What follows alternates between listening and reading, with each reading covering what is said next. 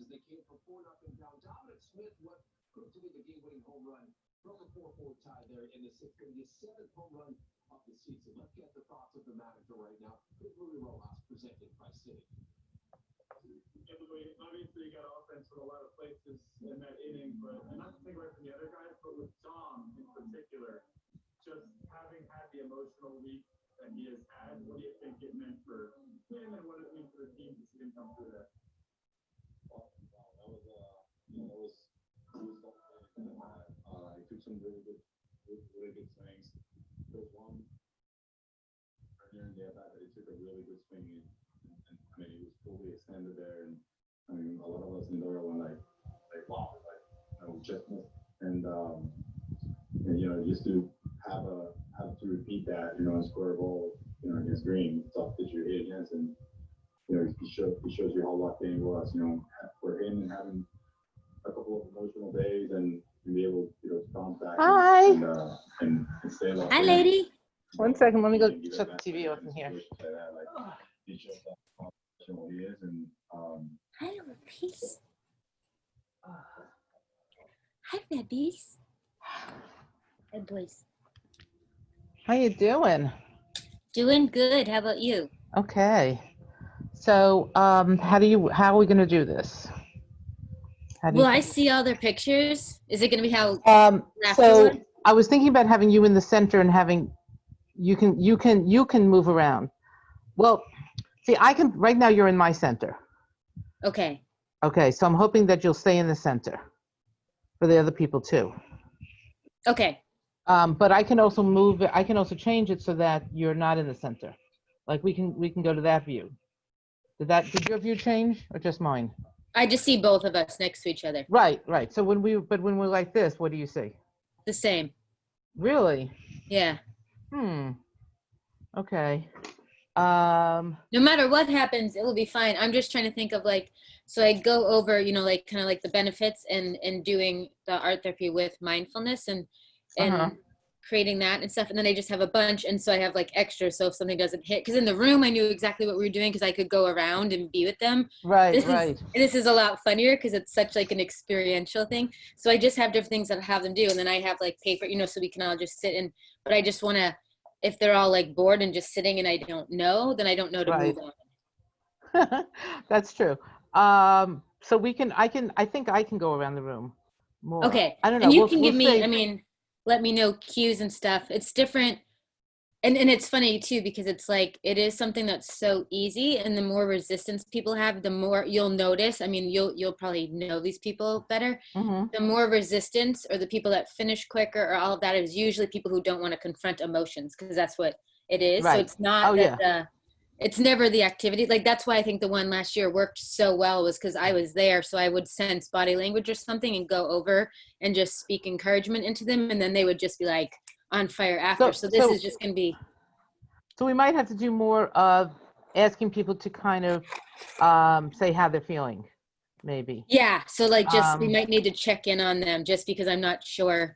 I mean, with some groups you can do it, and then it would just be 15 minutes to work on it, and you can see everyone working on it. And then I'm just okay. But if it was funny, the comedy one, we're just laugh. And some of the people were just sitting there like that. And I was really? You're not going to, you knew you signed up for Andy. You're not going to sit here and laugh. So I just want to be prepared if they're not, to just be oh, something's not what's getting in your way, or why does it feel hard, or why are you breathing it? Right. So maybe you could open it up to people. And I think what we could do is do something where people can type. Yeah. So I don't see chat on my. I don't either. Which is a little annoying. But let's see, what's this? No, that's live stream. Okay. Yeah, well, I'm streaming now. So far, nobody's in here but us. So, okay. I wonder if I could stop the live stream and go back to it. Okay. All right, I stopped the live stream. So maybe, hopefully, and I'm pausing the recording. Hello, come on. Come. Okay, hi. Good evening, everybody. My name is Susan Leshin, and I am the Senior Director of Patient Program and Volunteer Services for the Marfan Foundation. And I'm so thrilled that you're all here today to participate in another wonderful program as part of the International E3 Summit, educating, empowering, and enriching our community. Brought to you by the Marfan Foundation and our sponsors and our divisions, the Loeys-Dietz Syndrome Foundation, the VEDS movement, and our partners in Europe at Versern. As I said, we are very happy to have our sponsors, Brigham and Women's Hospital, and American Communication Construction.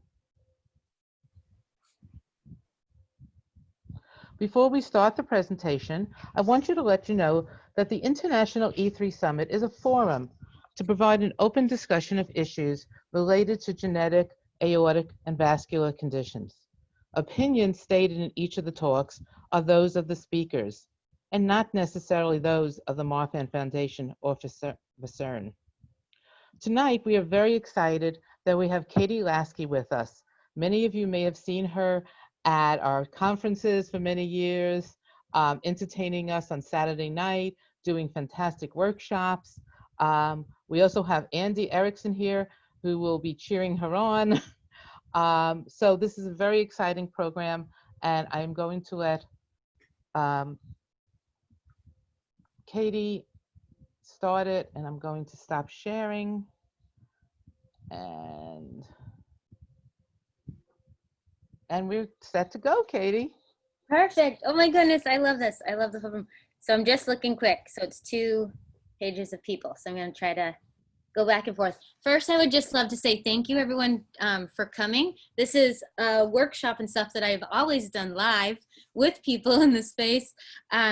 So this is new for all of us. I've been doing Zoom stuff throughout all of like the COVID experience. And it's with each crowd, it's a little bit different. So definitely we have the ability to interact back and forth. I want it to just be a shared experience. So I'm gonna just be your guide, and then we're gonna be doing all the stuff together and just experiencing this together. So if you don't have your camera on, I would really encourage and invite you to turn your camera on. For a lot of the activities, I only will know the cue to like move on and do something or whatever by seeing what you guys are still, if you're still working on something, if you look bored or whatever's going on. So if you can turn your camera on, that would be awesome.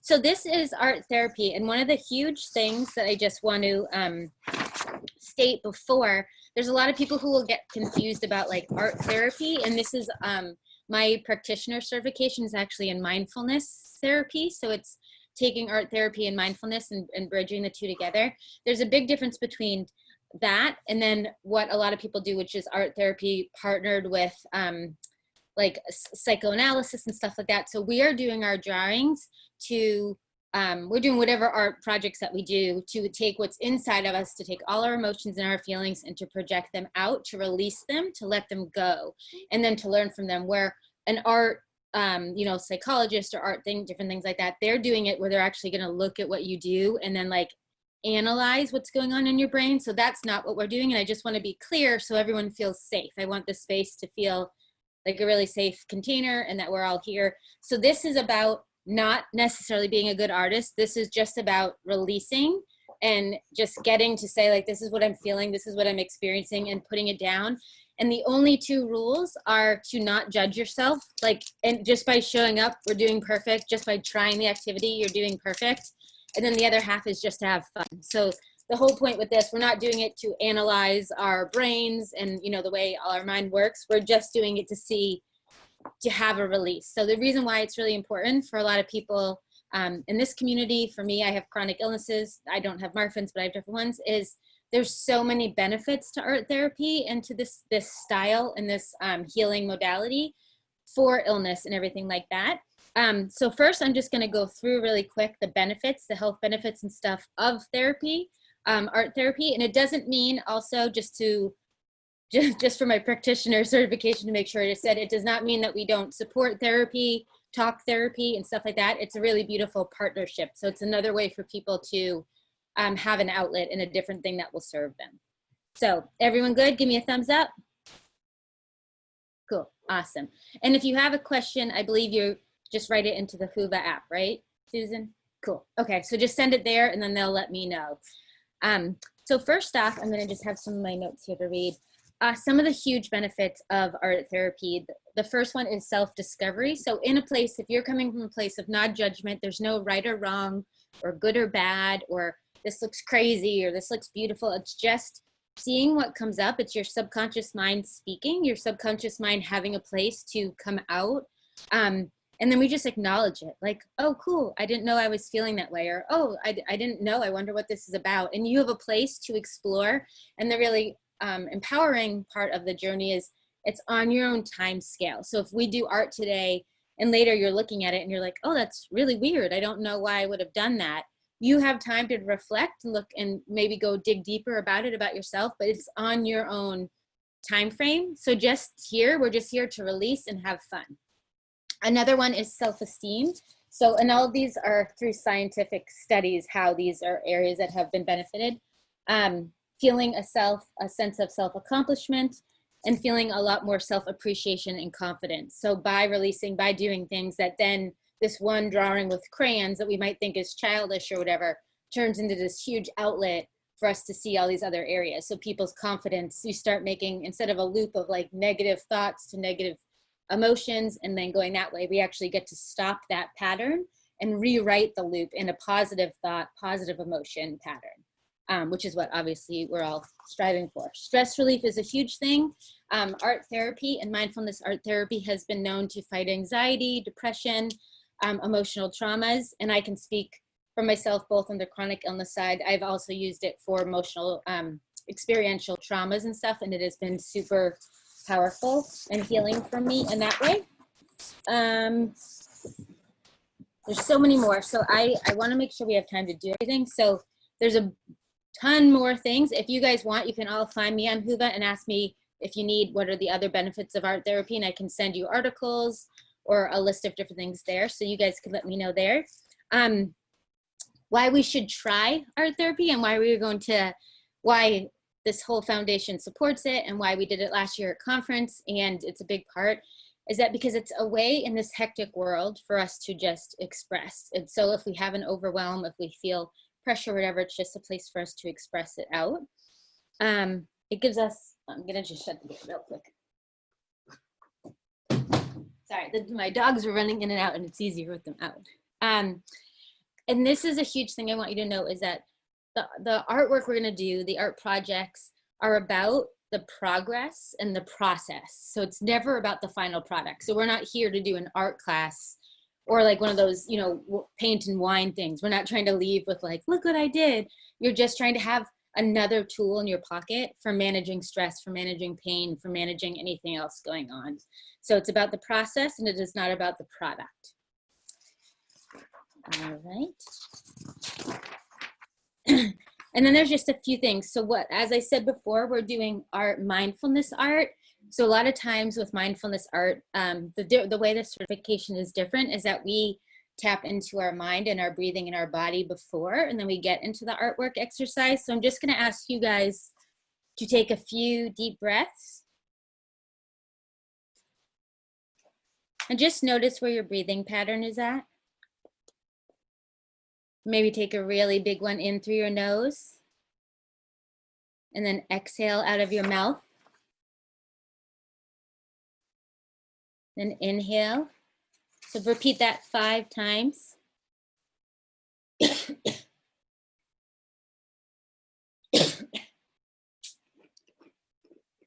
All right. So in a classroom or in a session, we lead you through a meditation to begin. I'm going to just go through one of the scripts for that.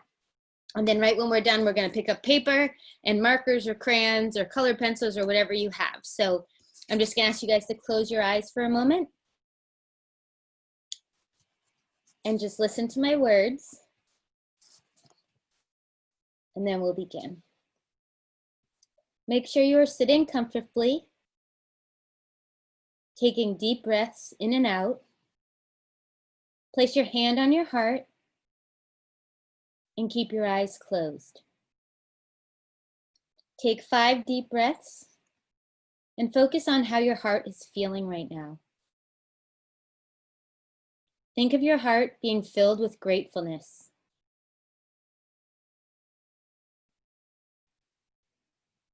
Pause. And now place your other hand on your heart. And think of that heart being filled with joy, love, empathy. Notice how your whole body is feeling. Notice how your heart feels. Does it feel the same or different than when we started? As we repeat these processes, this breath work through this art session, you're going to be sending yourself messages, having thoughts come up, maybe patterns or beliefs that you had before. And all we're going to do is ask ourselves to surrender to the moment, to say thank you to the thought, and then to come back to the present moment. So in our artwork, there's no judgment. There's just expression. So just give yourself kind of a little hug, a little squeeze. One last breath, a big, big sigh. All right. So now we are going to get into the art therapy, the activity of it. Does everyone have paper or poster board or some kind of something in front of them? With them? Thumbs up. Awesome. And it doesn't matter. It doesn't have to be art paper, or it just has to be something you can write on, preferably not like a wall in your house or something that will get you in trouble. Cool. Awesome. And then does everyone have crayons, markers, colored pencils, pen, anything? I'll give you guys 1 minute to get everything together. Oh.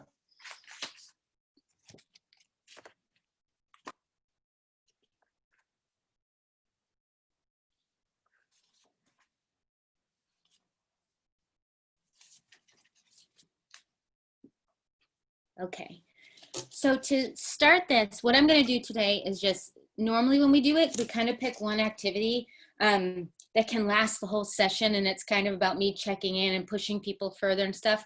What I'm going to do today is just a bunch of different ideas so that we have tools and we have things to go back to. The key to it all is to be in the moment. So it's actually a style of coaching and a style of the therapy work that's called spontaneous art, which means you just do it. You don't question it. You don't stop and think. If we were to all have magazines right now and we were making a collage, what I would have you do is actually just go through, and if you see something and you just happen to want to tear it, you don't have to be like, but is this part of the bigger picture? You just would tear it out and you actually make a whole spontaneous collage. And that collage is, then we look at it after to see what spoke to your unconscious mind without you knowing. So that's what a lot of the work is going to be. What I'm going to have you guys do first is we're all going to, just on your paper, you want to make sure that you trace both hands. So your right hand and your left hand, make sure they're different, and just trace both of them, one on each side of the paper.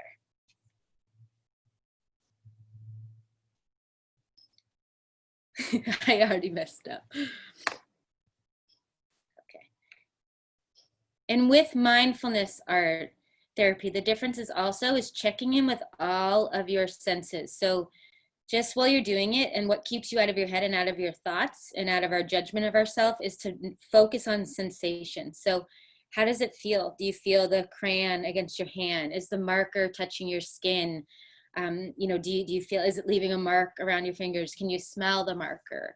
Stuff like that. So really just be mindful. Is it harder to trace one hand than the other based on if you're a righty or a lefty? So just stay so present and focus on everything that's happening through your senses.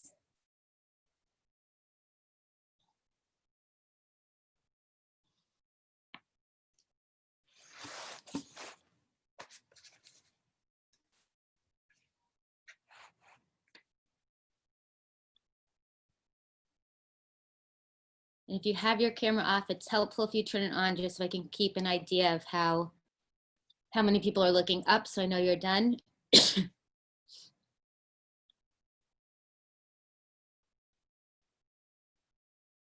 Okay, I'm going to continue, but you're never behind, so just listen and then you can do it, because art is obviously our own pace.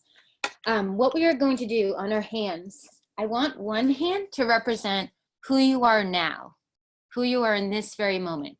And then our other hand is going to be who we want to become more of. So I might feel today, maybe I feel aggravated. Maybe I'm having a hard day. So it's not, there's no shame in how you're feeling or what you're going through today. Maybe I'm feeling really a lot of pain. So in your 5 fingers, you're going to find 5 words that describe you today. If you're having an awesome day, that's cool too. So you could just be, you know, right? Like awesome, happy, celebrating, just 5 words. And you're going to make those in the fingers, and you can make them rainbow colors. You can do them in bubble letters. I guess it depends how big your fingers are. But put in those 5 fingers, 5 words that describe you today. And so there's, just so you know, again, there's no right or wrong or good or bad. It doesn't matter if they're all are angry, anxious, upset, depressed, or if they are joyful, grateful, because we're all human, and we will all feel every single feeling. So wherever you are in this moment is perfect because you're here.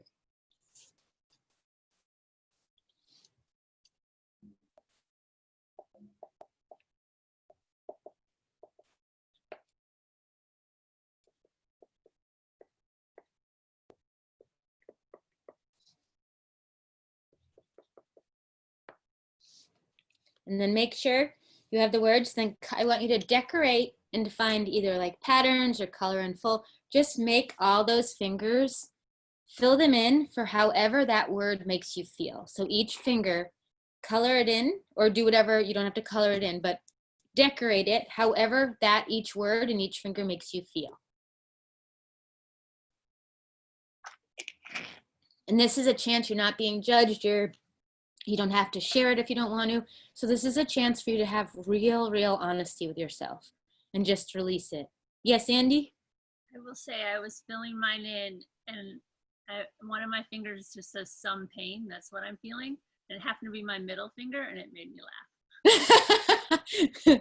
That's perfect. And that means you were in the moment because you didn't know it happened, and it just fell that way. That's awesome. That's hysterical.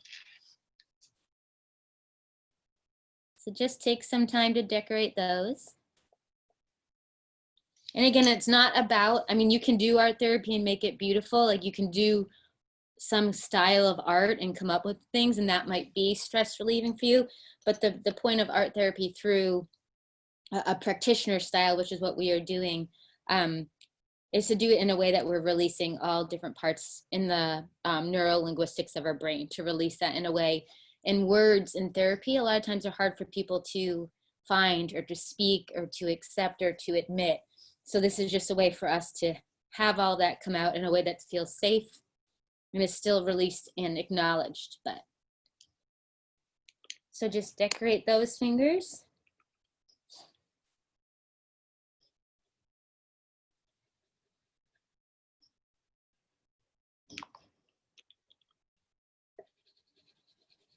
I feel like we should have music on, but I don't have any.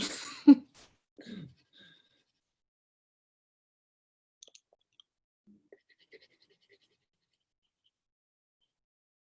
right, I'll give us 2 more minutes for this part.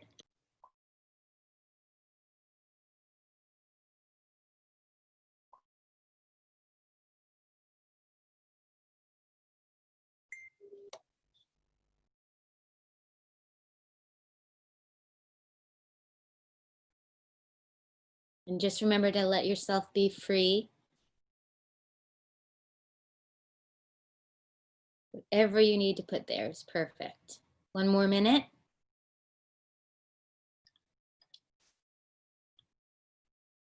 I love when I see names that I recognize. It's making me so happy.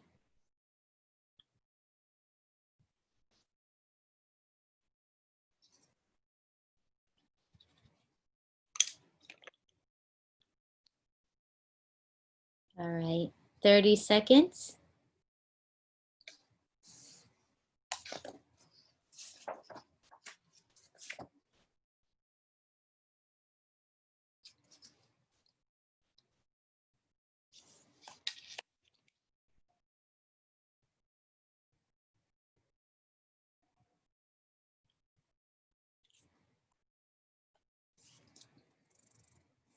Okay, so now what you are going to do is in that part of the hand, the palm part of this first hand, so the I am now, where I'm at now, I want you to fill it in with either, however your mind processes. If you're a visual person and you want to do a bunch of little pictures that describes you, how you're feeling, what you're doing, what you did today, whatever speaks to you. So if you're experiential and you're a kinesthetic learner, you want to do all the things that you did today, fill your hand out with that. If you are someone who learns through emotions, it could just be all colors of how you're feeling.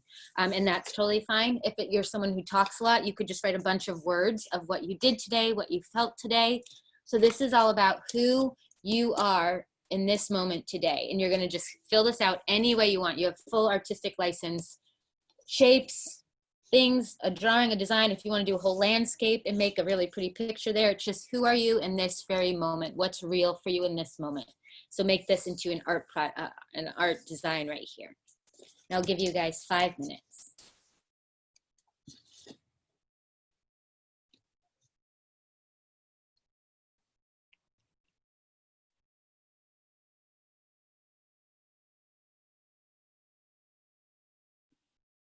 I'm using my unicorn stickers. Awesome. Yep, you can use anything. It doesn't have to be, you don't have to just do crayons. You can do crayons, markers, stickers, anything, anything you want. You use whatever speaks to you. Art therapy is supposed to be uncomfortable in the way of releasing emotions, because you really have to get real with yourself, and whatever is coming up is something that your body and your mind wants you to deal with and to confront. But it's supposed to be fun in the way that you're doing it. So using crayon, using whatever speaks to you, and that's supposed to be the part that you get to control and have fun over, is you choose what you want to do. So for Andy, stickers and unicorns is going to make her a lot more willing to go deeper in the work, because she has her own way to express.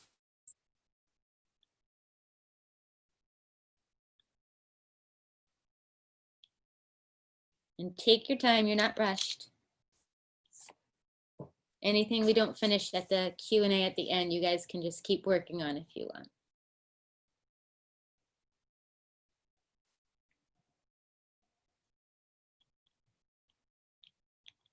And I noticed for me, it's funny too, because I'll do it and you're just not supposed to think because you're focusing on your senses and stuff, which when we're all in the same space, it's easy to hold people to that. It's harder when like when I can't see everyone.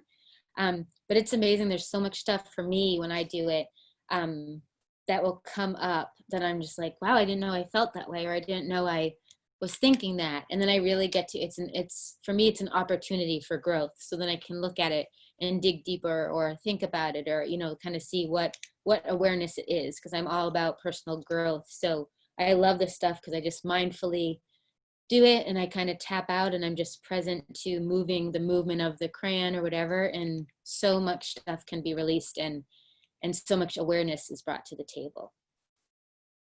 So 2 more minutes for this part.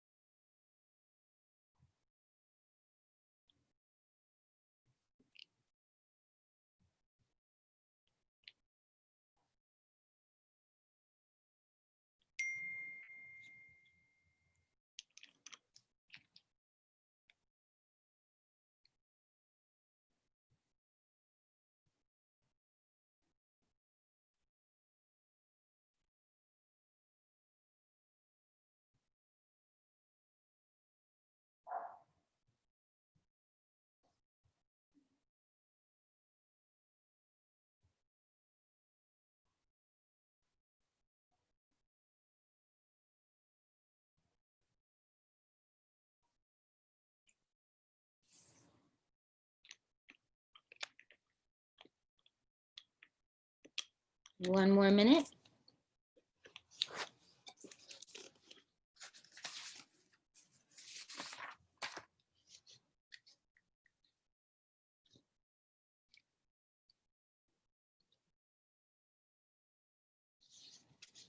And if any of you have them done and you just want to hold them up, I would love to see them.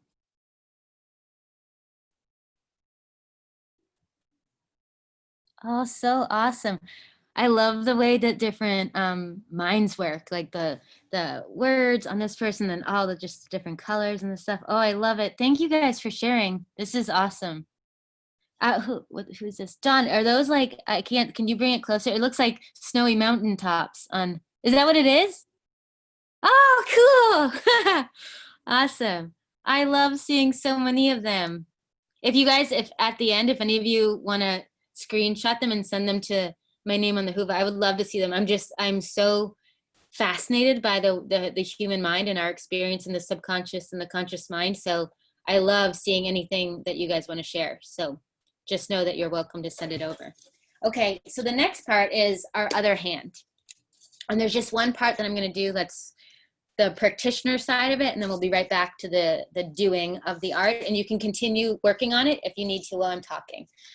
Just make sure that you're still listening. So there's a concept, and some of you may know it or you may not, depends if you've worked with coaches or anything like that before, called be, do, have method.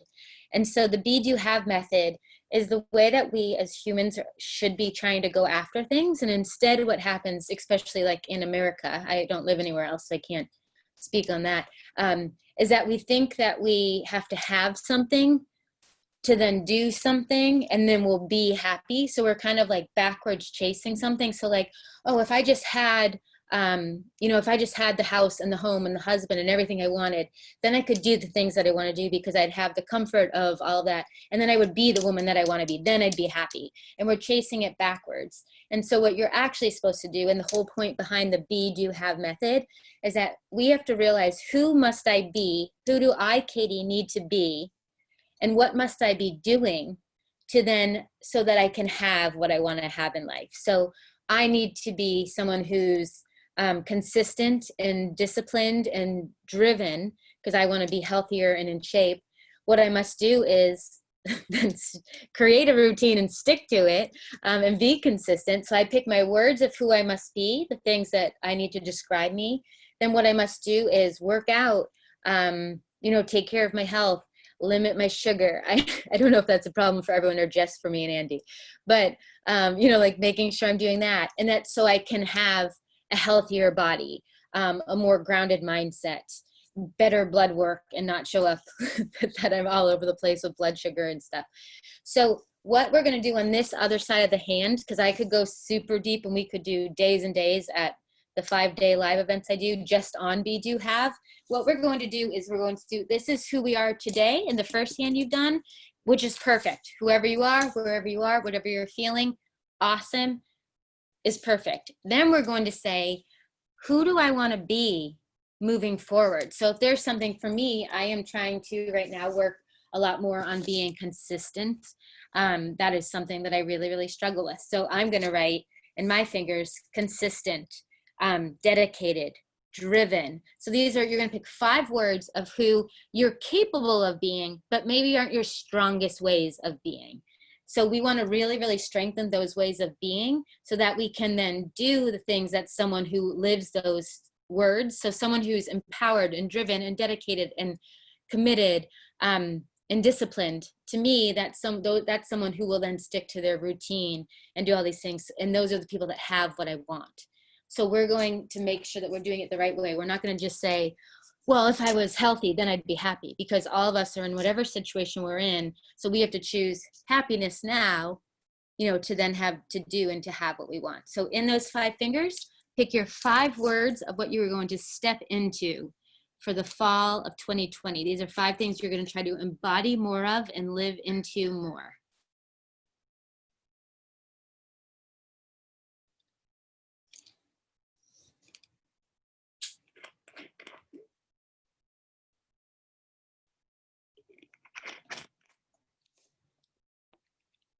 If anyone's having trouble with their words, you can like put your hand up or something if you need help. If you can come up with your words, that's awesome.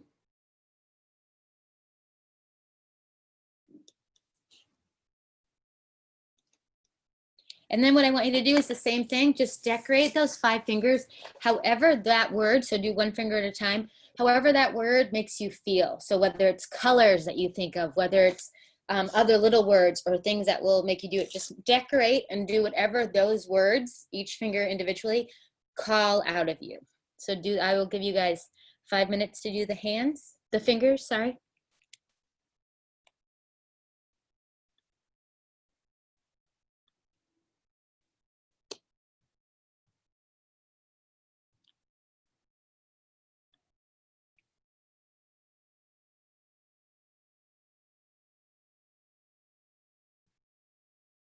and make sure it's fun. If it's not fun, take a deep breath, put your hands back on your heart, and just know it's just fun. I'm just here. I'm just here to say whatever I want. And this is just what I'm going to focus on. I want to focus on when you have a condition or an illness, whatever like that. I feel like there's so much that's out of our control that this is something we can control. I can control who am I going to try to be more of? Who do I admire? What, for me, Andy is someone that I really admire. So what qualities of Andy do I really, really love? And then I look at those qualities. How can I have that quality in me? How can I bring that into my life? And then that would be something that I would create more of and do more things that activate that within me. So it should be fun because those words should be something encouraging and motivating and exciting, not daunting or anything. You have a lot of serious faces on here. And you're on mute, so if you want to put on your own music, you can. So if you need to like dance and feel it out, go for it.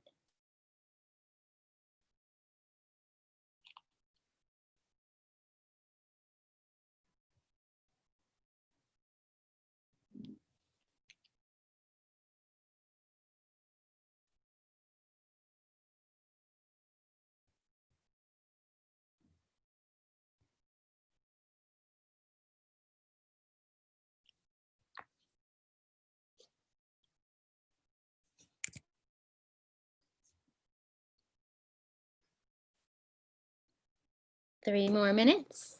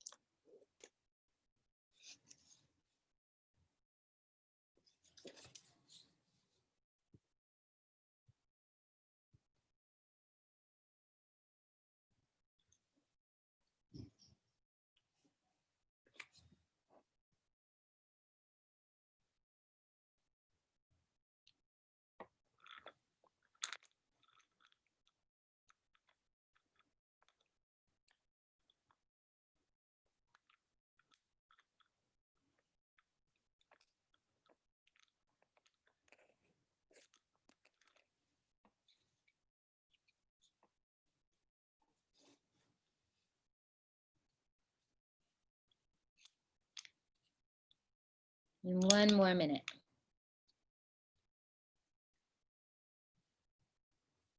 Not that it has to be completed, but just until we move on. So.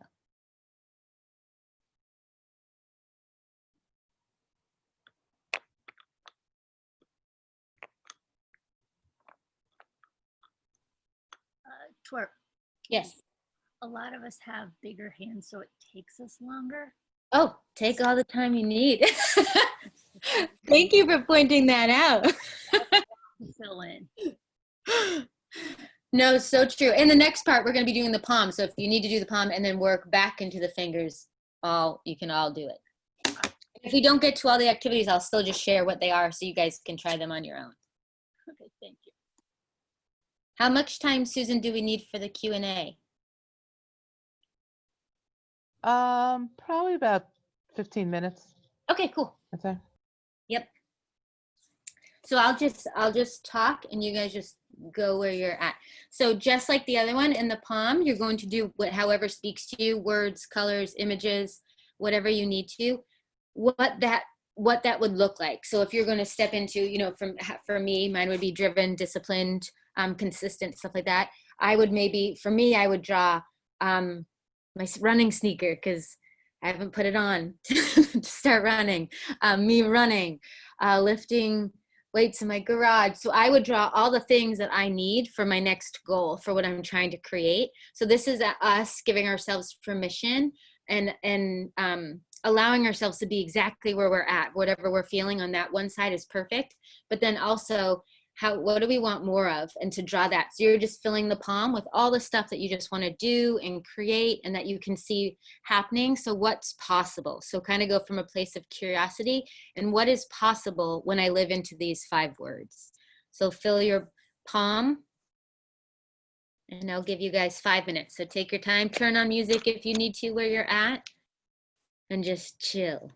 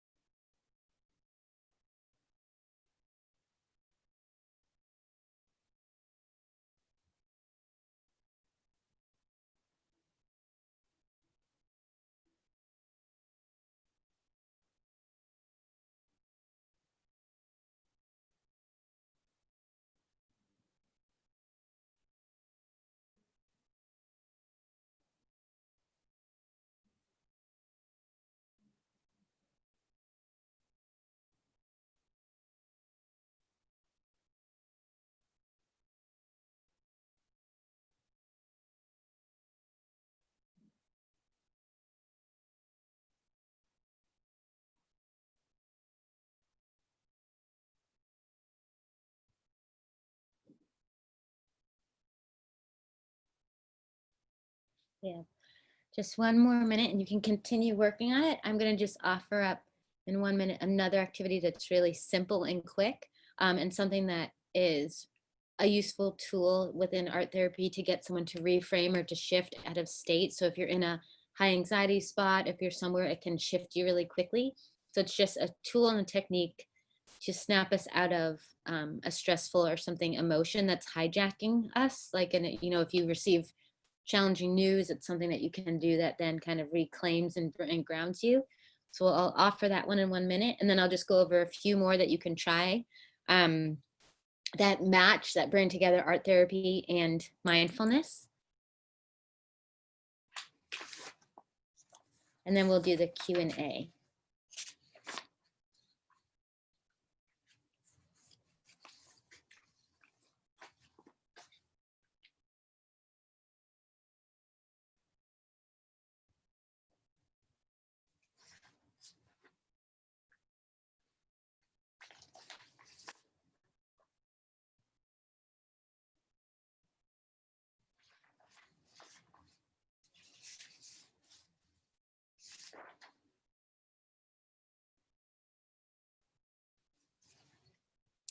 And the best part is one of the big beliefs of art therapy and mindfulness art therapy, which is called, if you ever Google it, if you have more interest, is called MBAT. So it's mindfulness mixed with the art therapy. But they always say when you unleash your creativity, the inner artist has awakened. And so that's now something that you'll have and you'll access a lot more. So you guys can continue working on it if you want. One really quick exercise and kind of sometimes what they have to start is just called a figure 8. So all it would be doing, and if you guys want to stop and take a second and try this one, you can. If you don't want to, just keep working on whatever speaks to you. But all you would do is you take your paper and you just take a crayon, a pencil, whatever, and you're just going to do 8s. So you just draw all the 8s all over. So it's called, you'll see it listed on some therapy sites as Crazy 8. A lot of them stopped calling it Crazy 8 because of the negative word that crazy can mean with mental illness and mental health. So we just call it figure 8. But if you look it up online, you might also find Crazy 8 unless every site has now changed the name. So you just draw a bunch of them. So it's something, it's super spontaneous. You could be getting really hard news. You could be processing something and it could be so heady, and it could be, you know, do I do this? Do I need to make this choice? Do I need to make this medical choice or do this or whatever? And it could be really overwhelming, and you actually like are so far, you're so run by fear at this point, and anxiety and stress and doubt and concern. So everything controlling your mind now, the conscious level of your mind is putting you into a fear state, which is understandably for a lot of stuff that everyone has gone through. But what we want to do is we want to just come back and ground. So you just make all your figure 8s, and then all you do, so this is a super just kind of, it will feel mindless, but it's a mindful activity. You just take each section, pick up one color, and just fill in a section of the 8. And then you just move on. You could do a new color. I want to just take this purple crayon and I'm going to color in a bunch. And you don't think, it's not like a pattern, like, oh, I want everyone to be 4, just wherever you go. And what it's doing is it's letting your body and letting all the chemicals that run our brain, everything like that, it's letting them have time to come back down from like the trauma response that we've had to some stressful situation, and just ground. So it's letting our body actually take all the time it needs to bring us back to be a clearer mindset. But we're busy. So we're so busy, like usually, especially as adults, we're so busy trying to stay in the lines of the part of the 8 that if you watch people do this, it's really, really fascinating in a room or at an event, at a workshop. The adults will, like, some of them will chase the lines. So, like, you learn a lot about people's personalities pretty quick. So this is just a really powerful tool if it's for something that you need to be shifted. If you need to shift your mindset, alter your mindset, or reduce any kind of feeling. And it's not that you don't need to feel the feelings that are coming up. It's just to have them. You want to choose to be in the moment and have control of the feelings and feel them, not the feelings controlling you. So that's what the figure 8 is, a really powerful and super exercise for if you just need to be doing something. You don't have to think. You just draw a bunch. and then color them in. And depending on what you're going through, you might like push super hard on the crayons or just be really light with them. So and that's all the stuff you can look at later and kind of just look at all the unconscious ways that your body and your mind were speaking to you. So if you pushed light, if you were trying to be a perfectionist, if you didn't care, all of that is awareness about yourself. But so this is just an example, and that one is called a figure 8. Now what I'll do just real quick is just tell you a couple others, and then we'll jump to the Q&A because it's 5:14. Continue working on whatever you're working on. I'm just going to share a few others. So one thing that's really awesome for people to do is the spontaneous collaging. So taking a bunch of magazines, whatever, and having them, and just sitting down and taking scissors and just cutting. Don't worry about what speaks to you and why it's speaking to you. Just cut it all out. Just have it all, and then get a big poster board or whatever. I always have a glue stick here, so get a glue stick, and then you just cut them and lay them all down. And then you have a time when you want to later to reflect, and you go back and look at the collage, and you're just like, oh, I wonder why that. Oh, I wonder if that ocean, you know what? I really think I need to get outside more. Look at how many pictures I have here that I pulled out of nature. I didn't even know I needed to be there. So you'll find different patterns, and you find different ways that your body and your mind is speaking to you. Another really fun and well-loved project, I'll do this one and then we can jump to the Q&A, is drawing a tree. So it's kind of like what we did with the hands. But what you do is you take, so if you would have a bigger piece of paper and stuff, what you're going to do is draw a tree with the roots. And so at the roots, that's one element of the tree. And then you have the whole trunk of the tree, right? And then you have the branches and the leaves. And the way that we talk people through art therapy and stuff, and the reason why I didn't want to do this one with us as a group, but you're welcome to reach out to me if you have questions, is it can bring up a lot of stuff for people. And I wanted to make sure that I could support everyone, and I can't see everyone and stuff, so it's not the best situation for it. But what you do in the roots is kind of what is your strong points, what you think is good qualities of you and stuff. So it's the stuff that grounds you, that makes you, that's non-negotiable with who you are, if you're someone with integrity, so all that. You would draw the roots, and they would be built kind of like either words or whatever of what builds you up. And then in the trunk is all the stuff that interests you. So the stuff that makes you you. So maybe, I know that we all know Andy, so I keep using Andy, but maybe it would be like a stand-up mic and, in a stage and different things. So all the little parts there, maybe something about her husband and, that she's married and just all this different stuff, that would be in the trunk. So then you fill that up. And then you have all the branches, and the branches are things that you need in your life, that you value, and that you want in your life. So maybe it's different friends and, different things like that. Someone who loves nature or outdoors, someone who just loves their family and quality time. So that would be all those things. And then what you do is you draw all the little leaves on it. And the leaves are things that you know that you want to let go of. So a lot of people come to therapy and get partnered with a coach or an art therapist, and they know they have behaviors and they don't serve them anymore. So we put those on the leaves, and we actually make the leaves out of a different paper. So you would have the paper with the whole, you'd have one paper with the whole tree and the roots and everything, and that's going to stay. That's who you are. And then you draw all the little leaves. And then as you work on yourself, and you work on your self-awareness and your personal development, you can take the leaves off, because those are the things that no longer serve you. So that's a really cool, longer project than we had for this time. And also I want to make sure that if you have questions, you can send it to me, and I can try to write up the steps on how I lead that one. But that one's awesome. But usually a lot of stuff comes up, and I know that we don't have the bandwidth to emotionally support everyone through really, really pushing themselves to what that exercise can pull out of you and draw out of you. But that is everything for the art therapy. You can continue coloring and drawing and working on your stuff, because at the end, I want everyone to hold them up so we can take a screenshot of it just filling the screen with everyone's hands. Mm-hmm. Or whatever, or if the 8 spoke to you more, you can hold that one up. But do you know, Susan, does anyone have any questions? Because we can use this time for that. I have a few that are on Hoover. Okay. So let me read some of those to you. One question was, art is such a helpful thing for my mental health. However, it often exacerbates my physical symptoms like neck pain, wrist pain. Any adaptive ways or suggestions on how to help without giving up my art? Wow, that's Awesome question.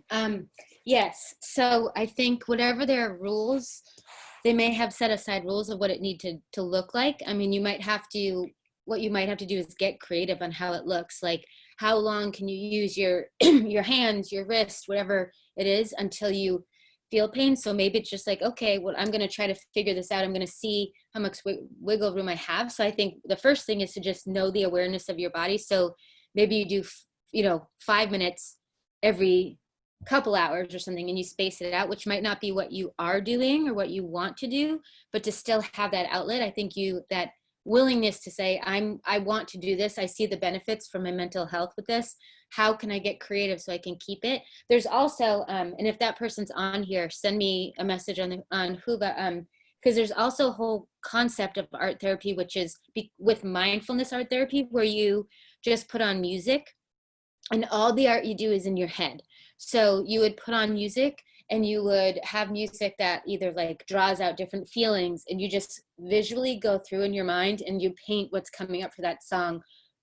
A lot of, I don't know if you like classical music and stuff, but a lot of music like that for me, it's like Enya stuff.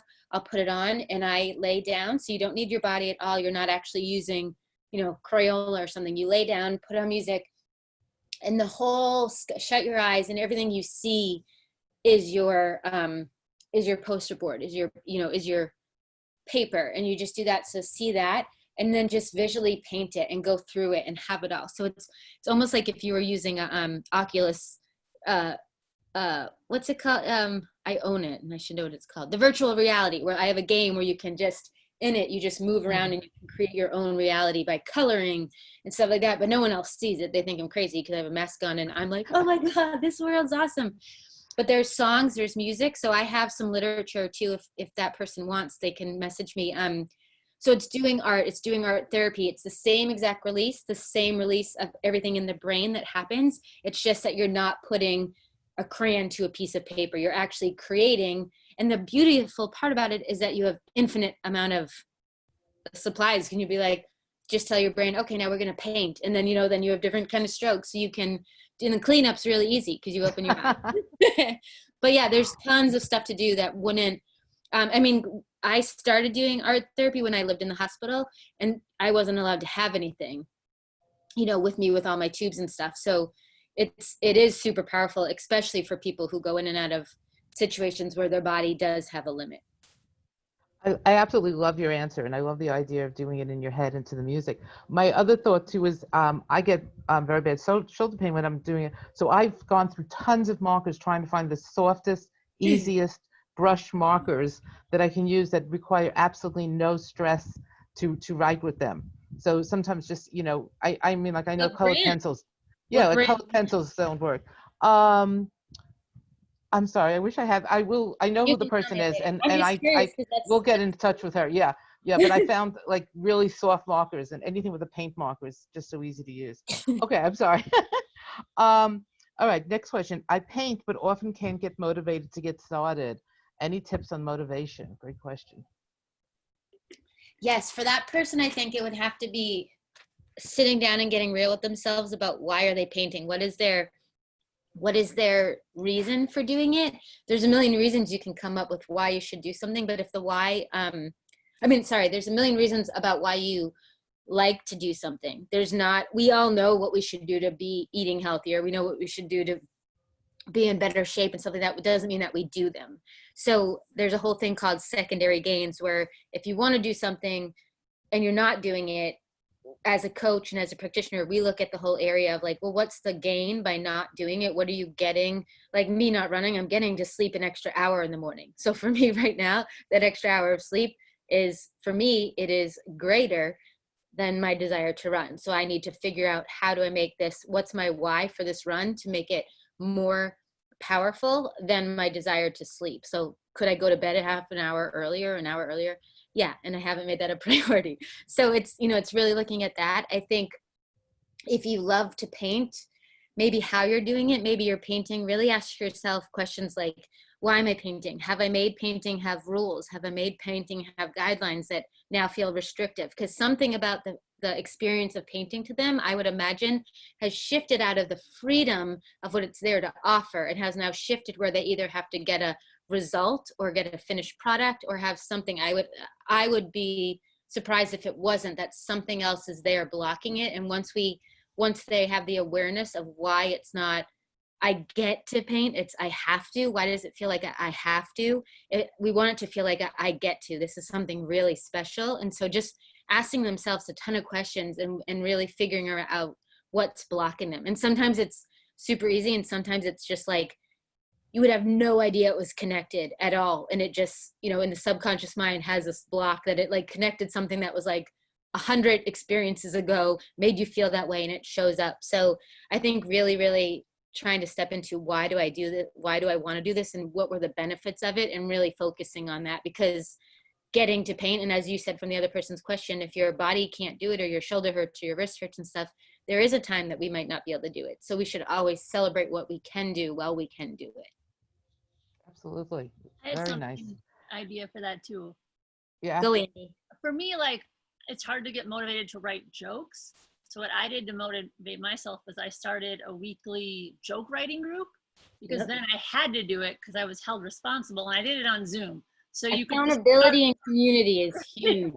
So if you start your own painting group, you start it, you set the time, who cares if anyone comes, you turn on your Zoom, you'll do it because you have to. And that's worked for me. I wrote every Sunday all summer. I would not have otherwise. Yeah, so she's right. Community and accountability is like, I mean, it's crazy because some people will hire a coach, and then I'm like, wait, you only wanted me just to hold, like, just to check in weekly to make sure they're doing their stuff. And I'm like, cool. Like, but it's there. That's what drives people. And the community is huge. And I know you guys offer that for everyone that's here. And I don't know exactly who is newer to me. So, but leaning into your community and just even writing, if you're in the young adult group or whatever, like, hey, do other people have interest in this? It's not about being a good artist. It's not about creating awesome end results. It's just about a place to express ourselves and creating that, how Andy said. Absolutely. I'm sorry. Okay.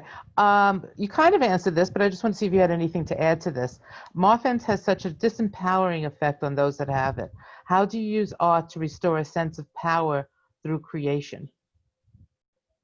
Oh, Andy, also, if you want to jump in on this, just because it was, you are creative and have a creative outlet, let me know. For me, it's finding what things work. So some activities I've done and they haven't spoken to me, and I'm like, I don't want to do that again. I thought that was dumb. Like, those people that love the shapes that are symmetric and perfect, and that drives me crazy. That to me is one of the most stressful things, that everything has to be the same. And are you raising your hand that you agree with me? Yeah. Oh my God. I don't want to see that ever again. So though, not you, the art. So that doesn't speak to me. There's other people who, when I'm sick, will send those coloring books to me and think that it's stress relieving. I see. So I'm like, so really digging around and finding out what works. If it speaks to you, it is more empowering. So I do it. What I do, and this is huge for me, and it might seem so simple, but I check in where I'm at before. So I'm always like, okay, how am I feeling physically? How am I feeling mentally? How am I feeling emotionally? And then when I'm done the activity, I check in again, everything I do, because I want to see, did this activity help? Did it grow this area? Did it make me physically, maybe it was harder. I've been sitting this whole time, but emotionally I feel free. I had a place to express. So it's kind of like figuring out your recipe. It's kind of, like, I don't know if people here are in mental health medicine, but a lot of times they'll say like they want something for depression. It's like, they're like, it's a trial and error, to find which medicine, which dose, like all the different stuff for that. So powered by it, because I have a way that I can control at any time, wherever I'm at. If I'm in traffic, I do breath work, and I can, bring myself down from that. If I'm somewhere, I can drop, the 8s and color them in. I can do stuff. I will take dollar bills if I'm in line at like Knott's Berry Farm, and I just fold it in different ways and then like try to do tricks. So I fidget and do different things. But for me, being able to take control of myself and my mind and my thoughts at any second has been empowering, because otherwise, if I let my emotions get ahead of me, I run the show, I'm in the lead. And then if feelings come up, even if they're feelings that Americans like, that we're like, oh, that's ugly, or that's a bad feeling, I'll be like, oh, I feel a lot of jealousy right now. Like, I'm super jealous, and that's okay. Why am I jealous? And then I process through it. I'm like, okay, I'm feeling jealous because oh, they have that. And like, that's okay to feel that way. Like, but I obviously don't have these feelings towards that person. It's just, you know, like, so I go through it and I take every opportunity, every feeling, every thought as a teacher. I pretend it's a messenger and it's here to teach me something and show me something. And that empowers me because then I'm back in the control. I'm the leader and I'm just taking everything else as information instead of as fact. I think a lot of times we think that what we're feeling is a fact, and for me, it hijacks me, and I'll just be like, but this is all true, and health insurance doesn't care if I live or die. And, you know, and I go on this, I can go in a rabbit hole really fast. Poor Andy lived with me, so she saw my anxiety in full force. So I think it's just reclaiming your truth, reclaiming your power. And if they want to write me too, I can think of some definite, really good exercises to send them. So let me know. Thank you. That was fantastic. I cannot thank you enough, Katie and Andy, for joining us tonight, and for all of you to participate. I hope that you've really enjoyed this. I know I absolutely have. I have a couple of slides. I just want to. Can we have everyone hold up their picture before you do Yeah, them? I wanted to do the slides first, and then everybody could Okay. stay, and we would hold up. So this way, I know everybody would stay. So if you have any other questions, please, you can continue to type them into the Q&A box in the Hoover app. If we didn't answer them, you can also send them to marthan.org/E3ask, and we will be sure that we will get them to Katie, and she will send the answers out. There is a session survey at the end of this program. Please fill that out. Let us know what you think. It will help us in planning future programs so we can bring Katie back. Please take the time to visit our exhibitors in our virtual exhibit hall. There's a lot of interesting things to look at there. Be sure to continue connecting with the community through the Hoover app. It's absolutely amazing how many people have started new boards, written on boards, and we're so excited about that. And if you want to share anything on social media, please use the hashtag E3Summit20. And I'm just going to stop my sharing and go back to you. And if everybody wants to hold up their picture, Katie, do you have a camera that you can do it with? I do. It's not that Okay. good of a camera phone, but I'm going to try. Okay. It's shattered. I dropped it. Let me see if I can do it too. Hold on. Keep holding them. I'm trying. My phone is so broken. Okay, hold on. I'm just trying to get up close for some. And let me go to the second page quick. Yeah, and I'm doing some too. Oh, cool. Wow, Yeah, and I love the colors, everybody. I know, look at, some such of them great work. Yeah.